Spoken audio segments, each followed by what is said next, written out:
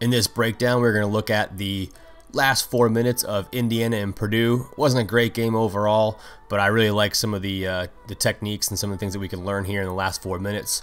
So in this breakdown, we'll look at just a couple different things, different sets and actions that Purdue ran that I really liked, a decision by Matt Painter that I really liked, and then Indiana ran some decent action to get some of their best players in a two-man game, even though they didn't get the result they wanted. Still great looks and a lot of lessons we can learn from this game, so let's get into it.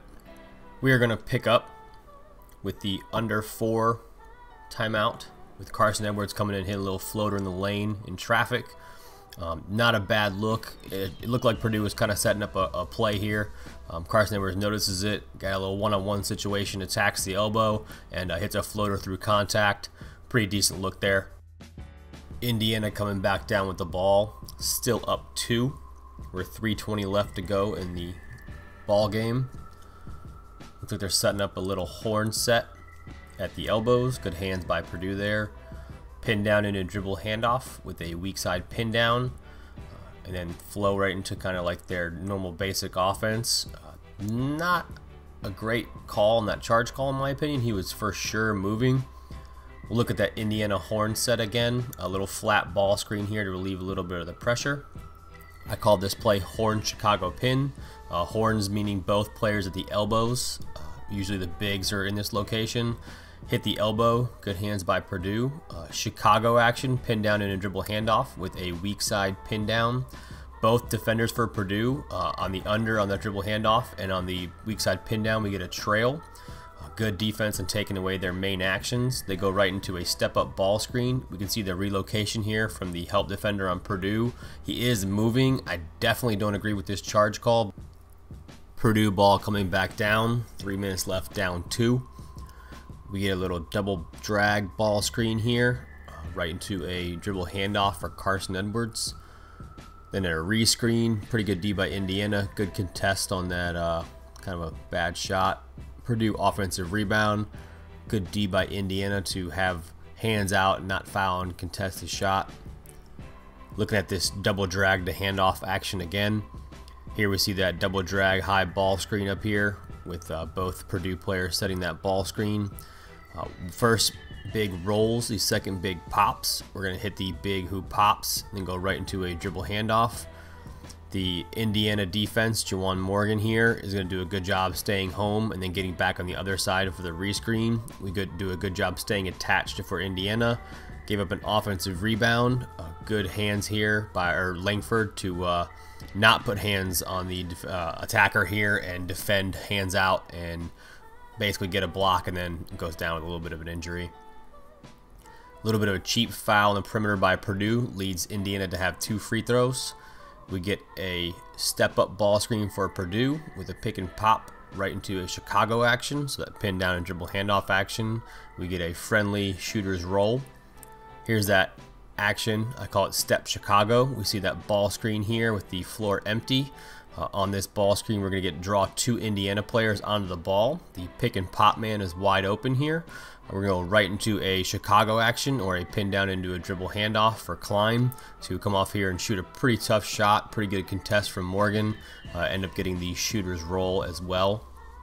So that leads 2:17 left with Purdue now down 1.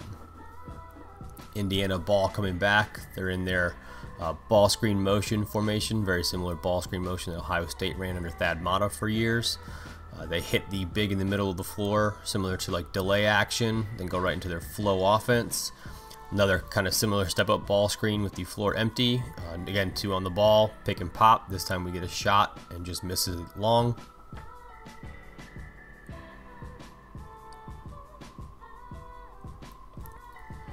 Here we can see that ball screen motion into a delay action. The player cuts to the wing for Indiana. We get a pass, and then after the pass we get a back screen. They score off this sometimes, but not usually. It's a good job getting the big hanging off, so the handoff goes smoothly. Hit the big in the middle, what I call delay action. This allows Indiana to go to 5 out with some cutters and handoffs and different things they can do out of it. The ball gets reversed and then go right into that step-up ball screen that I mentioned. We get 2 on the ball again for Purdue, and then we get the pick and pop wide open for Juwan Morgan to have a good look from 3. Ends up just missing it, and Purdue gets the rebound.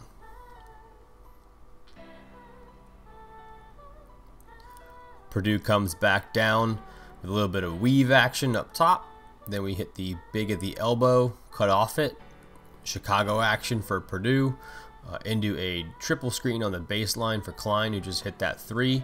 A little bit of mishandle here. Klein gathers and then jacks up a pretty tough look, in my opinion, with 7 seconds on the shot clock. Here's that play again, weave Chicago triple. That weave up top, hit the elbow. Chicago action, pinned down into a dribble handoff. After this handoff, you're going to see on the weak side here, Klein's going to come off this like twist screen into a triple screen. This doesn't allow the defender to stay attached, and then we get 2 on the ball here. The screener is open for a little bit if we can look to find him. Pretty good ball pressure from Indiana. Kind of lose it and then throw up a tough shot from Klein.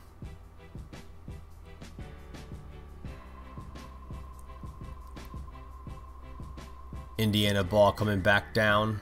Up 1 now with 1:15 left, and looks like Archie Miller wants a timeout. After the timeout, Indiana goes to a line formation to get the ball in, and it looks like we have a horn set again. This time the opposite big dives after the ball screen, flow into what it looked like might be a little back door, and then we keep the dribble handoff and get a turnover.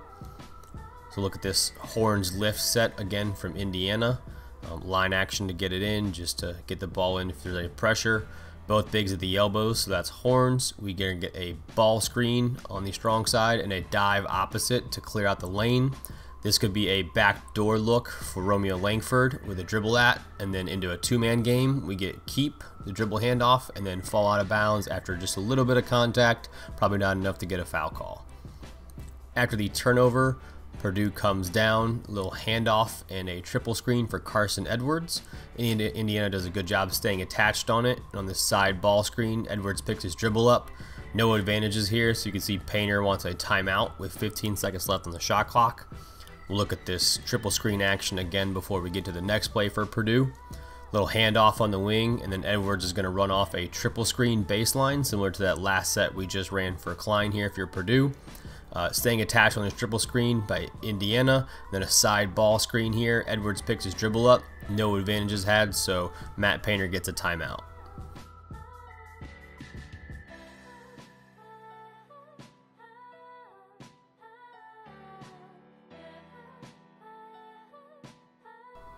After a timeout for Purdue, you're thinking you're just going to put it in Carson Edwards' hands, get it in your best player's hands, and let him go to work, even though he struggled this game. We get a split of the ball screen and then a good 2-foot finish and adjusting through contact in the air.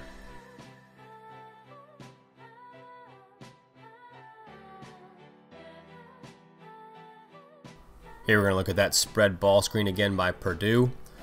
The play kind of cuts to a zoom in screen, but then we get a little you can see a down screen here for Carson Edwards to relieve any pressure, flowing right into a spread ball screen here as a 1-5 pick and roll. You see this little bit of space here for Edwards to attack the outside shoulder, crossover back inside and split.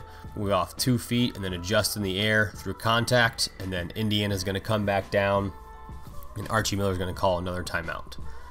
After a timeout, you can see them flow into almost like another horn set. We get a ball screen here with a duck in by Jawan Morgan, right into a dribble handoff, and then Purdue reaches in and fouls up 1 with 23 seconds left. Here in this replay, you can see it might have been ball, but anytime an official sees you dig in like that, they're probably going to call a foul. It did look like a foul in live time. Romeo Langford at the line puts it up and hits the first one. He's now 9 for 9.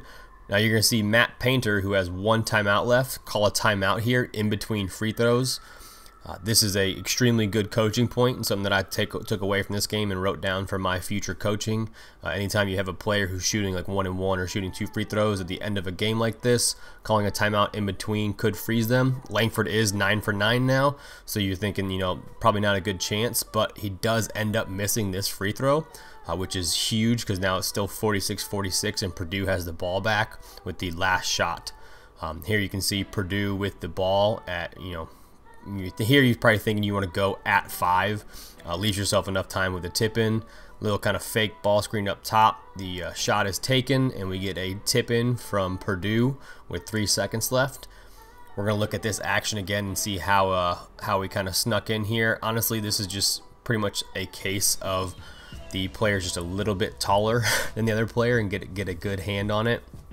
So as Edwards is going to go here, you're going to see a little bit of a fake ball screen from Klein.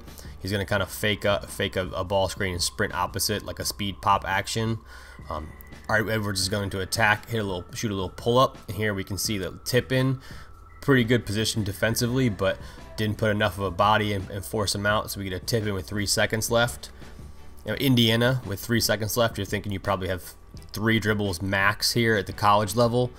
We get a ball screen on the guy guarding the inbounder. 2 guys go with Langford, and we're playing 2-on-1 now, and we get a deep 3 who just misses just short. We'll look at that end of game set again. So here you can see a ball screen on the player who can run the baseline. That's a big note. You don't want to set a ball screen if you can't run the baseline, because that wouldn't make any sense. So here's that ball screen from 3 for Indiana. Almost like a pick and pop action and a drive. Now we're playing 2-on-1 here, and you have the option to continue yourself or kick ahead. We get a kick ahead pass and a 3-point shot for the win that just falls. Thanks again for checking out this breakdown. I hope you guys enjoyed it. If you have any questions or thoughts, hit me up on Twitter at halfcourthoops. If you like more of these breakdowns, please let me know. Any feedback is appreciated. I'm trying to get more in depth and more detailed for you guys. As always, this was brought to you by Coach Paint, a great coaching tool that I'm using for these videos as well as my own team and my own personal use. I look forward to doing more of these, and I'll talk to you guys soon.